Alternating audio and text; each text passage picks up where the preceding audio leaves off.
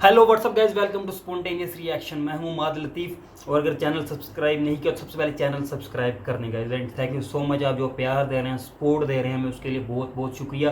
तो गाइस ऐसी हम अच्छी अच्छी वीडियो सजेस्ट करें, हम ज़रूर उस पर रिएक्शन देंगे, फ़नी भी करें, इन्फॉर्मेटिव भी करें, हर तरह की जो आप कहेंगे हम उस पर रिएक्शन ज़रूर देंगे, क्योंकि हम यहाँ पर आपके लिए ही बैठे हैं, ठीक है। तो गाइस ये जो आप आज की जो वीडियो की टाइटल है वो 1962 इंडिया चाइना वार, ठीक है। ये बाय खान सर, ये बेसिकली इंडिया और चाइना के दरमियान हुई थी अक्टूबर नवंबर के दरमियान 1962 को, ठीक है। तो इसकी जो डिटेल्स हैं वो तो हमें नहीं पता, लेकिन जो रिज़ल्ट थे वो यही थे कि इंडिया ये वार लॉस कर गया था और चाइना जीत गया था। अब क्या गलतियाँ की इंडिया ने, क्या बेसिक्स लॉजिक्स थे मतलब जिनको सही तरह नहीं किया गया, जिसकी वजह से इंडिया ने जंग हारी, वो बहुत सारी और इससे रिलेटेड चीज़ें जो है ना इस वीडियो में हमें देखने को मिलेंगी। तो मुझे तो बहुत मज़ा आने वाला है इस वीडियो देख के कि इससे बहुत कुछ सीखने को मिलेगा। क्या क्या गलतियाँ, खान सर की वीडियो तो होती जो है ना हमेशा मज़े के अंदर थोड़ा सा जो है ना टॉन्ट कर देते हैं पाकिस्तान को हमेशा। तो देखते हैं इस वीडियो में इन्होंने कुछ कहा है कि नहीं, बाकी मज़ा आता है इनकी वीडियोस देख के हमेशा। तो हमेशा की तरह काउंटिंग से स्टार्ट करता हूँ वीडियो को। तो 3, 2, 1 स्टार्ट। जय हिंद। आज समझते हैं हम लोग 1962 के जो इंडो चाइना वार, जिसे इंडो साइनो वार कहा जाता है, उसमें भारत ने क्या क्या गलतियां की थी। देखिए, जिस तरह से इंडिया को इंडिया के रहने वाले को इंडियंस कहते हैं, आयरलैंड के रहने वाले को आयरिश कहते हैं, पाकिस्तान में वाले को आतंकवादी कहते हैं, उसी तरह चाइना में रहने वाले को साइनो कहते हैं। तो साइनो इंडिया वार 1962 में हुआ था। उसमें कई गलतियाँ थी। पहली कि जवाहरलाल नेहरू को लग रहा था कि चाइना युद्ध नहीं करेगा। अब चाइना फुल टू प्लान में था युद्ध करने का, ये युद्ध टाल रहे थे। और ये युद्ध की घोषणा जानते हैं कहाँ की? तो नेपाल में जाके, क्योंकि ये काठमांडू एयरपोर्ट पे उतरे तो मीडिया वालों ने पूछा कि चीनी सेना आपके यहाँ घुस गई है, आप क्या कहेंगे? तो ये कह रहे हैं काठमांडू में रह के कि मैंने आदेश दिया है कि चीनियों को खदेड़ दो। अब चाइना तो चाह ही रहा था कि आप कोई गलती करिए, और नेपाल में है। आप खुद सोचिए कि आपकी खुफिया एजेंसी क्या कर रही है कि आपके देश पर हमला होने वाला है, उस समय आप नेपाल में हैं। और कृष्णा मेनन उस समय लंदन में थे। हद है भाई, रक्षा मंत्री लंदन में है, प्रधानमंत्री नेपाल में। युद्ध होगा ही, थोप दिया उसने। तो एक तो जवाहरलाल नेहरू की जो नीतियां थी उस समय कहीं ना कहीं तो कहिए कि जवाहरलाल नेहरू अपने रिटायरमेंट के एज में आ रहे थे, और वो चाहते थे एक विश्व शांति का एक संदेशवाहक बनकर यूएनओ के महासचिव बन जाए, जैसे अभी जो त्रिवेली ये आपके एंटोनियो गुटेरस, तो उस समय चाहते थे। कहीं ना कहीं इनकी एक महत्वाकांक्षी भूमिका थी। और गुट निरपेक्ष के संगठन के संस्थापक रहते ये थे, इनके समकक्ष कर्नल नासिर थे, अहमद सुकार्नो और कर्नल मार्शल टीटो, ये लोग थे। तो ये अपने आप की पहचान एक विश्व के बड़े नेता के रूप में करना चाहते थे, इस वजह ये शांत रह रहे थे। और एक इनकी मजबूरी भी थी कि हम लोग हाल फिलहाल में आज़ाद हुए थे, इकोनॉमी नाम की चीज़ नहीं थी, टेक्नोलॉजी कुछ नहीं था। तो एक ये सोच रहे थे कि कहीं ना कहीं इनका भी सोचना एक ठीक था कि नहीं, चाइना से हमें युद्ध टालना है। तो भाई साहब, टालना है तो इसका मतलब क्या हुआ? वो चढ़ आएगा तो हमको जवाब भी नहीं देना है। और आग में तो घी का काम किए थे हमारे ये भाई साहब। ये देखिए, कृष्णा मेनन रक्षा मंत्री उस समय के, इनको कोई मतलब नहीं था। पहला जीप घोटाला इन्हीं के समय में हुआ था।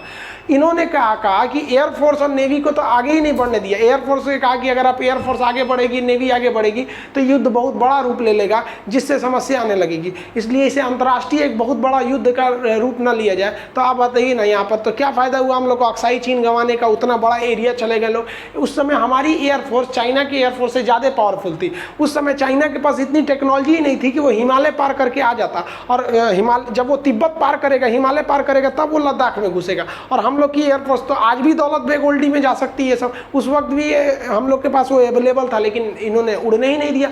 नेवी उस समय इतना बढ़िया रोल प्ले करती। अगर इंडियन नेवी को आदेश दिया गया रहता तो इंडियन नेवी जो है ये मलक्का स्टेट और सुंडा स्टेट को यहाँ पे पूरी तरह से ब्लॉक कर देती। ये एरिया अगर ब्लॉक हो गया तो चाइना का पेट्रोल इधर ही से जाता है, व्यापार इधर से ही जाता है। चाइना मजबूर होकर ये एरिया से उसको निकलना था, लेकिन क्या करेंगे, ये लोग नेवी को आदेश ही नहीं दिया। और हमारी नेवी उस समय बहुत ही पावरफुल थी। इसके अलावा गलतियों पे गलती, सीरीज गलती कर दिए लोग।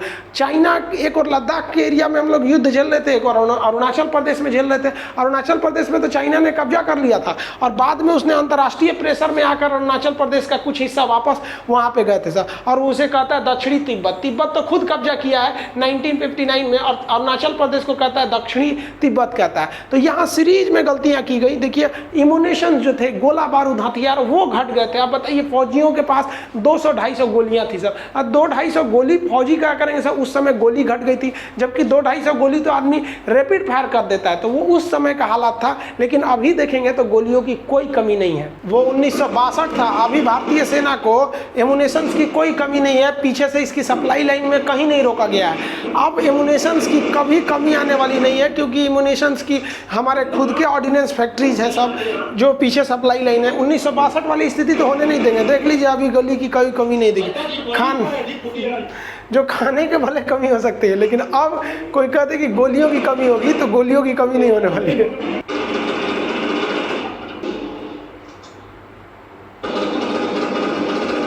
1962 में जब हमारे फौजियों के लिए गोलियां घट गई थी, तो वो बंदूक के आगे जो बैनेट लगा होता है, जिसे हम संगीन कहते हैं, ये बैनेट से लड़ाई लड़ रहे थे सब। सोचिए वहाँ चाइनीज सब धड़ाधड़ पहुँच रहे थे सर, उनकी डिवीजन्स की फौज पहुँच गई थी और हमारी फौज को पहुँचने में काफ़ी समस्या आ रही थी। इसके अलावा जो हमारी फौज झेल रही थी वो बैकअप सपोर्ट को, चाइना के पास आर्टिलरी का बैकअप सपोर्ट बहुत बड़ा था, उनके पास टैंक और तोप पीछे से आर्टिलरी सपोर्ट कर रही थी, और हम लोग के पास आर्टिलरी सपोर्ट के लिए कोई नहीं था। और उस समय जो अरुणाचल प्रदेश के एरिया में लेफ्टिनेंट जनरल थे, वो जवाहरलाल नेहरू के रिश्तेदार ठहरे थे।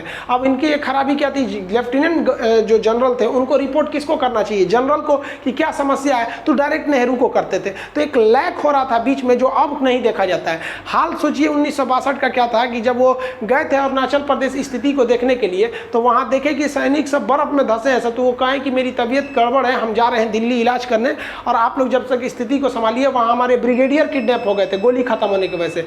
और भाई अगर आपकी तबीयत खराब है तो आप एम्स में ना एडमिट होइएगा, वहां से आए अरुणाचल प्रदेश में और अपने घर चले गए। लेकिन अभी देखेंगे तो स्थिति उल्टी है। अभी पूरी हमारे वहां से थल सेना प्रमुख भी गए हैं, वायु सेना प्रमुख का भी दौरा चल रहा है, सीडीएस की पूरी जिम्मेदारी है। वहां खुद मोदी जी भी गए बॉर्डर पर साइड पे देखते हुए। वहां पर हम लोगों ने भीष्म टैंक को तैयार कर दिया, अभी बोफोर्स को पूरा बैकअप में रख दिया गया है कि इस बार हम इस बार युद्धक प्रयास में है कि भाई तुम शुरुआत करो, अब हम नहीं छोड़ेंगे। आप इसका देखें भी, जो हम लोग का जून में जो घटना हुआ था 15 जून की मिड रात में, तो हमारे 20 जवान वीर गति को प्राप्त हुए। हम लोग ने चाइना के उस समय 40 से ज़्यादा जवानों को मार दिए थे। चाइना ने भले नहीं बताया तो उसका मतलब नहीं, लेकिन अभी हमारी तैयारियां सही चल रही है। 62 युद्ध की जो हमसे सबसे खतरनाक भारत से गलती हुई थी, वो उसके साजो सामान की। हमारे पास ठंड में रहने के लिए इस तरह के कपड़े चाहिए नहीं थे, सामान्य वर्दियाँ थी। हमारे पास जूते चाहिए थे, आर्मी के बूट प्रोफेशनल, जबकि हमारे पास कैनवास का शूज था जो कपड़े के होते हैं। अब सोचिए इसमें बर्फ में हमारे सैनिक, ठंड से कई सैनिक शहीद हो गए साहब। उनके पास सोने के लिए टेंट नहीं था, वो पेड़ के नीचे सोया करते थे लोग। अब बताइए इन लोग के पास कपड़ा नहीं था 1962 में, और चाइना को ये बात बखूबी पता थी कि भारत की स्थिति क्या है उस वक्त, इसलिए वो चाइना ना जानबूझ के अटैक किया। अब नेहरू जो थे वो डिफेंसिव मूड में थे, उस वक्त हम लोग के सामने एक मजबूरी भी थी। हालांकि अब ऐसी स्थिति नहीं है, हमारे सेना के पास साजो सामान की अब कोई कमी नहीं है। और बर्फ में लड़ने की तो एक अच्छा सा हम लोगों ने 1984 में ऑपरेशन मेघदूत में और 99 में कारगिल में तो अच्छा खासा प्रयास कर लिया है। और अभी आर्मी के पास उस समय जो टेंट की कमी देख रही थी, अब टेंट की कोई कमी नहीं है। आप अगर एनसीसी किए होंगे या फिर आर्मी में गए होंगे तो इस तरह के टेंट आप लगाए होंगे। ये टेंट 10 से 15 मिनट में लग जाते हैं, इसके पार्ट बाई पार्ट आते हैं, खुल के लग जाते हैं सब ये। और ये टेंट लगा सकते हैं, और ठंड के दिन में लगाने के लिए एक स्पेशल टाइप का टेंट है, ये किसी भी तरह के ठंड को अंदर आने नहीं देता है। और उस समय हमारी जो सप्लाई लाइन काट दी गई थी चाइनीज आर्टिलरी की वजह से, तो हमारे सैनिकों के पास खाना नहीं पहुंच गया था। वो बेचारे भूखे पेट कैसे लड़ सकते हैं। वो भी एक कहावत भी कहा जाता है कि सेना कितना आगे जाएगी ये उसके डिपेंड करता है पेट में कितना अनाज है। तो अभी क्या है कि हर बटालियन के पास अपनी जो पर्सनल कुक और सप्लाई लाइन है वो उसको एनफ रखा जा रहा है कि भाई अगर हम लोग के पास अगर कहीं कनेक्शन कट भी जाता है तो कम से कम खाने का कनेक्शन ना कटे। और खाने को भी हम लोग इन्वायरमेंट के हिसाब से देते हैं अब आर्मी में, कि कहाँ कैसा माहौल है उस हिसाब से खाने को बढ़िया दिया जाए। हालांकि देखेंगे तो अभी चाइनीज मीडिया ने कहा था कि भारतीय सेना को खाना नहीं मिल पाता है। अजब हाल है, भारतीय सेना को खाना नहीं मिलता है। कभी किसी पंजाबी से मिलिए, वो बिना घी या लस्सी या छाछ के पीवे नहीं करेगा। सोचिए जितना तो 3 टाइम खाता है और उतना नाश्ता कर जाएगा सब। अब इसको लगता है खाना नहीं मिलेगा। हालांकि एक बार हम लोग इसका खामियाजा भुगते थे लोग। कब भुगते थे? तो सेकेंड वर्ल्ड वार में। सेकेंड वर्ल्ड वार में हमारी फौज जो थी ना वो लड़ रही थी जापान वार में, तो हम लोग तो गुलाम थे। अब ब्रिटिशर्स हमको ले गए थे, तो हमारी फौज जो थी आसाम रेजिमेंट जा रही थी तो जापान वार में। तो जापान ने क्या किया दिया ना, इंडियन आर्मी की सप्लाई लाइन काट दिया। अब सप्लाई लाइन काट देने से अनाज नहीं पहुंच पा रहा था, तो उनके पास जो स्टोर में था, तो हमेशा सप्लाई लाइन को मेंटेन रखना चाहिए। तो उस युद्ध में क्या हुआ, एक बदरू राम थे, एक सिपाही थे बदरू राम, जापान वार में शहीद हो गए, तो मर गए जापान युद्ध में बदरू राम। लेकिन जो उसका रेजिमेंट की डिपार्टमेंट का काम था, उसको नाम काट देना चाहिए ना कि हमारा एक जवान शहीद हो गया, तो नाम नहीं काटा। अब जब नाम नहीं काटा तो जो सप्लाई आती थी वो अनाज की हर इंसान के हिसाब से आता है कि भाई कितना अनाज चाहिए, तो उतना अनाज आता था। अब बदरू राम शहीद हो गए थे, उसका अनाज आ ही रहा था, पीछे से आ रहा था, और इसी बीच जापानियों ने क्या किया, सप्लाई लाइन काट दिया, तो जो खाना था वो तो सप्लाई आ ही नहीं पाई। अब ये लोग भूखे रह गए। तो जब गोदाम देखा गया खाने का कहाँ है, तो उसमें देखा गया कि बहुत अच्छा अभी 1-2 हफ्ता का अनाज बचा हुआ है। वो अनाज किसका था, वो बदरू राम का हिस्सा था, वो बार बार वहीं बच जा रहा था, तो उससे खाना किया गया। फिर उसके बाद से युद्ध करके सप्लाई लाइन खोली गई, बाद में इंडिया आर्मी आगे बढ़ी थी। तो ये असम रेजिमेंट का गाना भी है, बदरू राम का बदन जमी के नीचे है तो हमें उसका राशन मिलता है, तो ये असम रेजिमेंट का है। तो खाना नहीं रुकना चाहिए सप्लाई लाइन को ले। तो सप्लाई लाइन भी अभी देख रहे हैं, तो हेलीकॉप्टर से इंडियन नेवी, एयरफोर्स सब वहाँ पहुंची है सप्लाई लाइन के लिए। आप सोचिए 1962 में हम लोग की स्थिति कितनी खराब थी।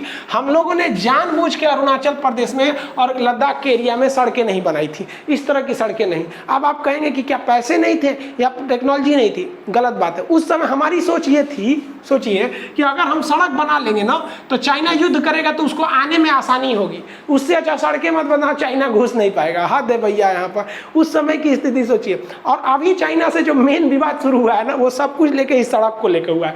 जब से गवर्नमेंट जो है BRO को पावर दिया हुआ है, बॉर्डर रोड ऑर्गेनाइजेशन, ये एकदम चीन के बॉर्डर एरिया तक अपनी सड़क को बनाते जा रहा है। मेन कलेश तो इस सड़क को ही लेके हुआ था। अब जब विवाद हो गया सड़कें को लेकर, तो सड़क रुकेगी क्यों? अब तो पूरे इंडिया में सड़क को, बॉर्डर रोड ऑर्गेनाइजेशन को हर जगह सड़क बनाना है। और ये जो नेपाल ने जो बोला था काला पानी के लिए, वो भी तो विवाद सड़क को ही लेके हुआ था। यहाँ नया सड़क की उद्घाटन में पहुंच गए थे राजनाथ सिंह, जिस वजह से वो नया विवाद खड़ा कर दिया था। तो उस समय की ये भी गलती थी। अब ऐसी समस्या नहीं है। अब आप खुद देखिए ना कि जो गलवान के एरिया में जहाँ विवाद हुआ है, वहाँ स्पांगुर लेक के एरिया में उसके पीछे जो स्ट्रिप्स हैं, वहाँ पर हमारी आर्टिलरी गन्स वहाँ पहुँच गई हैं। सड़क अच्छे होने की वजह से ही तभी तो वहाँ आराम से पहुँच चुके हैं सर। और एयरफोर्स भी सड़क के टूटने की स्थिति में एयरफोर्स भी बैकअप में है, वो अपनी रसद सामग्री को पहुँचाने के लिए। अभी जो चाइना से विवाद चल रहा है, वो मेन शुरुआत इसी इंफ्रास्ट्रक्चर को लेकर हुआ था, जो उस समय बहुत ज़्यादा कमज़ोर था। जबकि अभी देखेंगे तो हमारी पूरी आर्मी पूरी तरह से तैयार है कि भैया तुम रहो, हम देखते हैं तुम्हारा। हमारी आर्मी की 25,000 फौज महज 15 किलोमीटर पीछे खड़ी हुई है कि आप बस आदेश दीजिए, हम लोग आधा घंटा के अंदर पहुंच जाएंगे। उधर चाइना भी रेडी खड़ा हुआ है, तो हम लोग भी खड़े हैं। तो 62 की स्थिति नहीं है। हमारे जो सेना अध्यक्ष है उन्होंने भी कहा है कि इस बार चाइना को हमारी सेना के साथ साथ एक मनोवैज्ञानिक भी युद्ध लड़ना पड़ेगा। हर भारतीय का खून खौला हुआ है कि 1962 का ससुरा हम लोग बदला लेके रहेंगे। और हमारी इसके आर्मी के साथ पैरेलल में खड़ी है हमारी नेवी तो एकदम मूड बनाई हुई है। नेवी ने अपने विमानों को दक्षिणी चीन सागर में भेज भी दिया। चाइना ने इस पर कड़ी आपत्ति जताई थी, उसके बावजूद भेज दिया है कि अभी भाई अगर युद्ध हो गया तो हमें जाना नहीं पड़ेगा, पहले ही वहाँ हम लोग पहुँचे रहेंगे। और चाइना जो था वो हिंद महासागर में अपनी पनडुब्बियाँ भेजा था। चाइना भी बहुत होशियार है, वो हिंद महासागर में सोचा कि पनडुब्बियां भेज देंगे तो भारत डर जाएगा, तो कहा कि कोई बात नहीं भाई आप यहाँ भेजिए। चाइना की जो पनडुब्बियां थी यहाँ पे मलेशिया, यहाँ पे मालदीव के पास या फिर पाकिस्तान या हिंद महासागर में, तो हमारा जो नेवी का विमान है P-8I पोसाइडन जो है, ये पनडुब्बी हंटर इसे बोलते हैं, सबमरीन हंटर, इसने डिटेक्ट कर लिया। अब चाइना परेशान है, यार हम पनडुब्बी इसीलिए यूज करते हैं कि कोई उसको देखेगा नहीं, ये पानी के अंदर घुस जाती है। फायदा क्या, जब हमारे विमानों ने उन्हें ट्रैक कर लिया, तो ये भी एक अच्छी खबर है हमारे लिए। और P-8I से समझौता हो ही गया है। और एयरफोर्स तो भाई अपने राफाल को पहुंचा दिया है, एंटी एयरफील्ड वहां गन लगा के रख दिए गए हैं। इस बार हर तरह से धोना है। और नेवी की रोल इस बार महत्वपूर्ण होनी चाहिए, क्योंकि नीचे से चाइना का जो ऑयल शिपिंग लाइन है, मर्चेंट लाइन है, उसको काटना बहुत ज़्यादा जरूरी है। क्योंकि उसकी अर्थव्यवस्था को अगर हम लोग नहीं धोएंगे ना, तो फिर वो आगे बढ़ते जाएगा। उसकी इकोनॉमी बहुत तगड़ी हो गई है चाइना की। देखिए इस बार के युद्ध अगर होता है तो चाइना को भारत के राष्ट्रवाद का भी सामना करना पड़ेगा।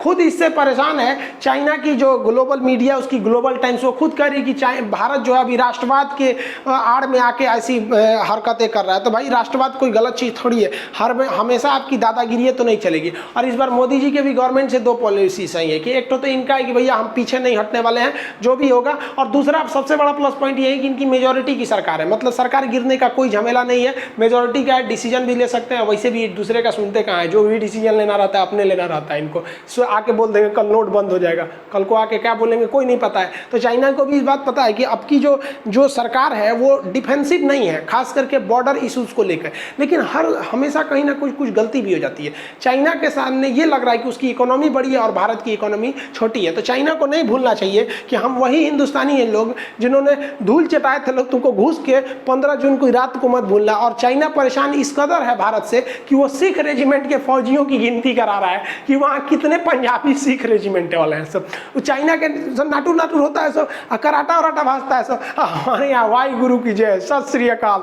वो 6-6 फीट वाला पंजाबी सरदार लोग दूध को कांख में पकड़ लेगा तो हिल डुल नहीं पाएगा। अभी चाइना अपने स्पेशल यूनिट लगा के रखा है कि कितने सिख वहाँ तैनात है सब। अब भाई ये लोग की बात क्या पूछना है, ये लोग 1.25 लाख से नीचे बातें नहीं करते हैं लोग, इन लोग से क्या टकराना है। बहुत अच्छा भाई, सैल्यूट करते हैं, सत श्री अकाल, वाई गुरु की जय। धो के आइए भाई, हमारी इंडियन रेजिमेंट की, हमारी आर्मी की हर एक रेजिमेंट अच्छी है, लेकिन खुद सोचिए कि अगर कोई दुश्मन देश आपके रेजिमेंट के बारे में नजर रख रहा है, इसका मतलब वो कितना खासा डरा हुआ है आपसे, और ये डर जरूरी भी है उसको। चाइना एक तरह से देखेंगे तो ग्लोबली वो घिरता जा रहा है, पूरी दुनिया अभी चाइना को देखना नहीं चाह रही, अभी पूरी दुनिया का। लेकिन चाइना के साथ सबसे बड़ा प्रॉब्लम क्या है कि इसकी इकोनॉमी बहुत ज़बरदस्त है, बना लिया है। और हम लोग की सबसे बड़ी प्रॉब्लम क्या है, इकोनॉमी चौपट हो गई है जिसका कोई हद नहीं, इकोनॉमी को तो एकदम ध्वस्त कर दिया गया हमारे यहाँ पे।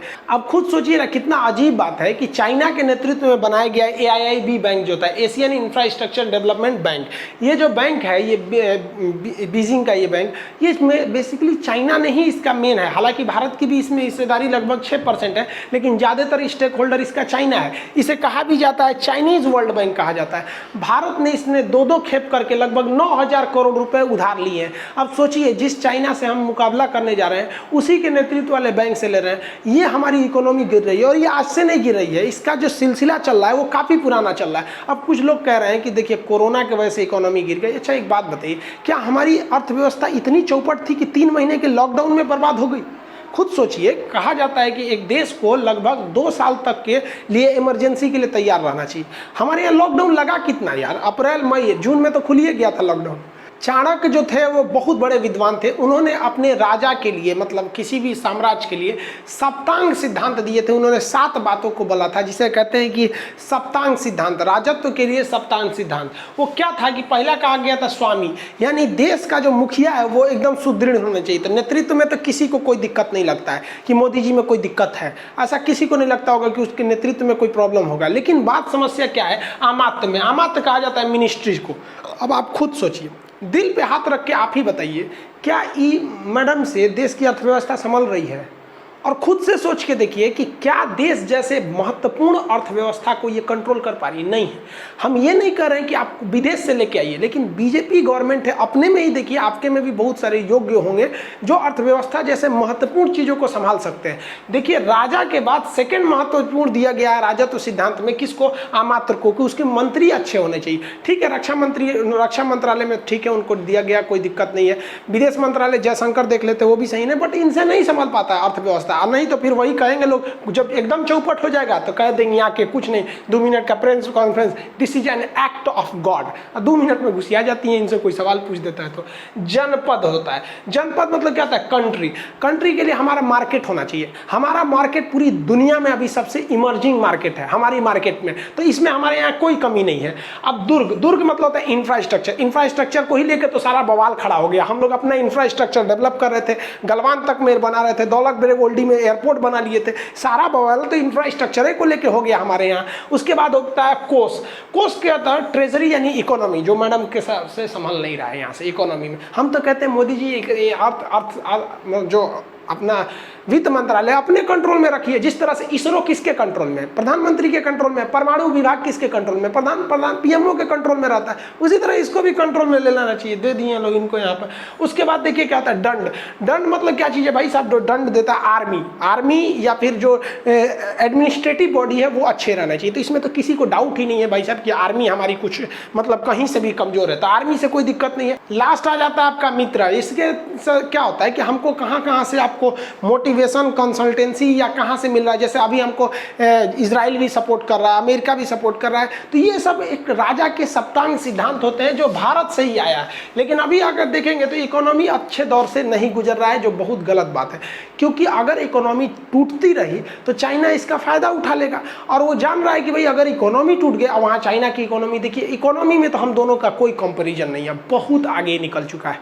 तो हम लोग को अभी मेन ध्यान रखना चाहिए इकोनॉमी और बॉर्डर इशू दोनों को साथ साथ। बॉर्डर हमारी सेना बेहतरीन ढंग से संभाल लेगी, इसमें कोई डाउट नहीं है, लेकिन बस जल्दी से कोरोना को अच्छे तरह से एक बार निपट ले आदमी को, इकोनॉमी को सुधार ले, फिर चाइना से कोई दिक्कत नहीं है। आप कहेंगे तो हम 1962 के युद्ध के क्या क्या कारण थे और क्या कौन कौन सी जो वहाँ पर जो गलतियाँ की गई थी उसको बता देंगे। इसमें तो हम मेनली ओवरव्यू आपको बता दिए कि क्या क्या था, फिर वहाँ पर आपको समझा देंगे कृष्णा मेनन की क्या गलती थी और क्यों चाइना ने हमला किया था। जैसे अभी एक कारण है ना इंफ्रास्ट्रक्चर को लेके, उस समय क्या कारण बना था, उस सबको समझा देंगे। मिलेंगे नेक्स्ट क्लास में। जय हिंद। ओके गाइस, वीडियो हो गई यहाँ पे एंड। तो बहुत सारी इन्फॉर्मेशन यहाँ से मिली है जो कि हमेशा खान सर से मिलती है, और वीडियो के स्टार्ट में टोंट मार दिया खान सर ने। मुझे पहले ही डर था कि ऐसा कुछ होगा, तो उन्होंने कर दिया, ठीक है, पाकिस्तान पे। तो बाकी जो इन्फॉर्मेशन यहाँ से मिली, उन्होंने बहुत सारे मतलब जो है ना इंडियन आर्मी ने ब्लंडर मारे उस वक्त 1962 की वार में, बहुत ही ज़्यादा ब्लंडर्स लगे। मतलब चाइना ने आप पे अटैक कर दिया, आपका प्राइम मिनिस्टर नेहरू नेपाल में बैठा है, आपका जो डिफेंस मिनिस्टर है वो यूके में बैठा है, ठीक है, और प्राइम मिनिस्टर कह रहा है कि हमने जो आदेश दे दिए हैं बस आर्मी को कि चाइना को मार दे, चाइना की आर्मी को जो है ना पीछे धकेल दे, और वो प्राइम मिनिस्टर कहाँ में नेपाल में बैठा है, ठीक है, और जंग आपकी चाइना के साथ चल रही है इस वक्त। और जो मेन सबसे, क्योंकि इंडिया में तो ऐसे है ना सारी आर्मी जो है डिफेंस मिनिस्टर के नीचे ही होती है, उसके सारे जो है ना ऑर्डर्स उनको मानने होते हैं, और डिफेंस मिनिस्टर आपका इस वक्त यूके में बैठा है, ठीक है। ये बहुत ही एक अजीब, मतलब आप ये कह सकते हैं कि इंडिया ने उस वक्त शायद चाइना को बहुत लाइट लिया। 1962 के अंदर शायद ये उन्होंने, खान सर ने बताया कि डिफेंसिव मोड में थे कि हम डिफेंस कर लेंगे आराम से, लेकिन इन्होंने चाइना को बहुत लाइट लिया। ये भी बताया गया कि चाइना उस वक्त इतना वेल ट्रेंड नहीं था, उनके जो एयरप्लेन्स थे वो इतनी ऊंचाई पे भी नहीं जा सकते थे। इंडिया वाले अभी भी ट्रेंड है, पहले भी जा सकते थे, लेकिन एक अजीब उस वक्त फैसला ये किया गया कि जो डिफेंस मिनिस्टर थे इंडिया के, उन्होंने ना नेवी को परमिशन दी कुछ करने की, ना एयरफोर्स को दी। ये एक अजीब किस्म का जो है ना फैसला हम समझ सकते हैं कि समझ से बाहर है कि ऐसा उन्होंने क्यों किया, क्योंकि बहुत आसानी से जो है चाइना की जो सप्लाई लाइन थी वो काटी जा सकती थी नेवी के ज़रिए से, ठीक है। और दूसरी इसमें जो मेन मुझे बात जो है ना एक अजीब लगी कि उस वक्त रोड्स का नेटवर्क ही मौजूद नहीं था, जो इंडिया के अंदर लद्दाख वैली में जिस एरिया में जंग हुई वहाँ पे रोड्स का नेटवर्क इस वजह से नहीं था। एक मतलब बहुत अजीब इन्होंने सोच बयान किया कि चाइना ने अगर हमला कर दिया तो इन रोड्स के ज़रिए से वो बड़ी आसानी से इंडिया के अंदर घुस जाएगा, इसलिए रोड्स नहीं बनाई थी इस सोच की वजह से। और ये वाकई एक अजीब जो है ना उस वक्त पता नहीं क्या स्ट्रेटजी जो है ना चल रही थी इंडिया के अंदर।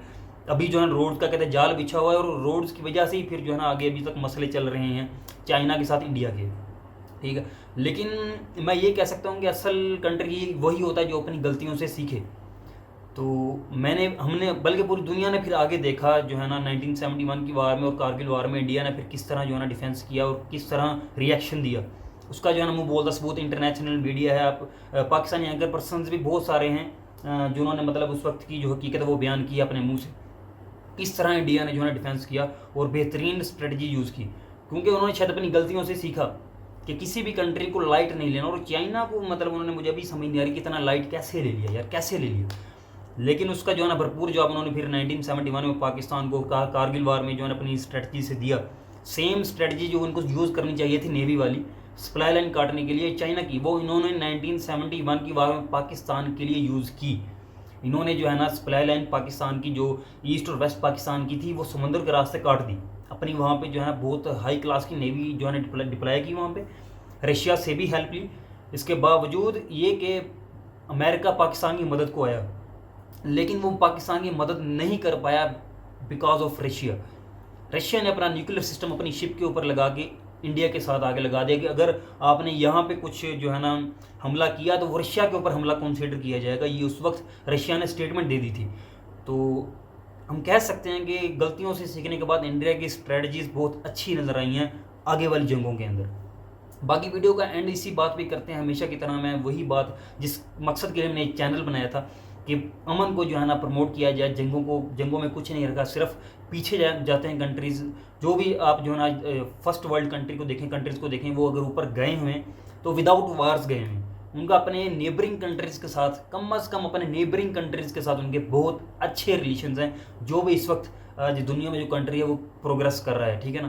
तो इसलिए बेसिक रीज़न ये है कि हम पीछे जा रहे हैं। अब एशियन कंट्रीज़ जो हैं इनके आपस में पंगे ख़त्म नहीं हो रहे। चाइना के इंडिया के साथ, इंडिया के पाकिस्तान के साथ, इंडिया के पाकिस्तान हमारे जो है ना आपस में जो इश्यूज अंदर बने हैं, वही कश्मीर जो है ना एक दरमियान में फंसा हुआ। मैं हमेशा कहता हूँ यार, कश्मीर को जो करना है करो, आज़ाद कर दो उनको।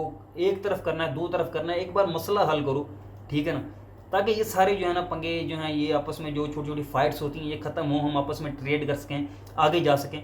पाकिस्तान अभी भी मैं बताऊँगा आपको, अगर इंडिया के साथ ट्रेड स्टार्ट कर दे, 30 बिलियन US डॉलर से ऊपर ट्रेड कर सकता है सिर्फ पाकिस्तान इंडिया के साथ, अगर उसके रिलेशन अच्छे हो जाएं। लेकिन नहीं हो रही, रीज़न वही बस कश्मीर और बहुत सारे इश्यूज जो इंडिया के चाइना के साथ चल रहे हैं, ऐसे इंडिया के पाकिस्तान के साथ भी हैं। मतलब अमन नहीं हो पा रहा है, इसको प्रमोट करने की बहुत ज़रूरत है। बाकी वीडियो बहुत इन्फॉर्मेटिव थी, बहुत मज़ा आया वीडियो देख के। तो ऐसी ही इंशाल्लाह उम्मीद, अगर आपको वीडियो पसंद आई, हमारे वीडियो को लाइक करें और नीचे चैनल को सब्सक्राइब जरूर कर दें। मिलते हैं आपको नेक्स्ट वीडियो में, तब तक रखें अपना बहुत ख्याल। टेक केयर, अल्लाह हाफिज़।